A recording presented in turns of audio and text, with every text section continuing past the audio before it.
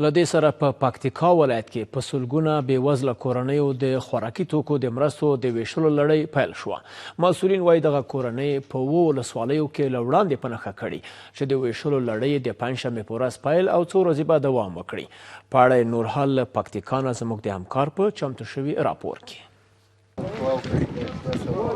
دا د پاکستان هیواد الخدمت خیریه بنسټ له لوري مرسته شوي خوراکي توکي دي چې څو ورځې وړاندې د پکتیکا په انګور اډه کې د اسلامي امارت مسؤلینو ته وسپارل.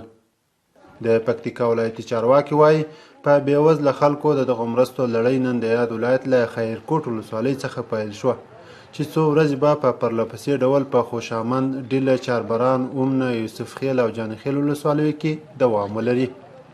په دغه مرستو کې وړو، وریجې، غوړي، چای او یو شمېر نور خوراکي توکي شامل دي چې په 2000 بېوزله او راکړه شویو کورنیو به وویشل شي.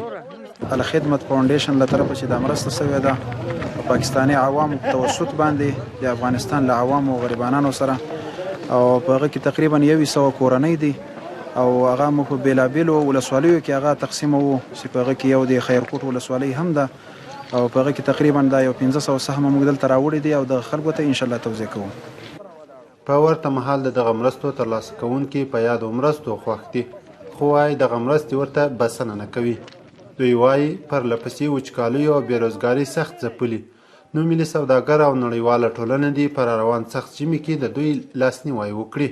په دغو مرستو باندې اسلامي امارت چې موږ ډېر خوشحاله یو، له موږ سره غټ کومک کړی دی او دغو کومک ته موږ نور هم احتیاج لرو. موږ ډېر خوران یو، ډېر عاجزه خلک یو، هېڅ شی ولاکه لرو او ډېر مسکینان یو.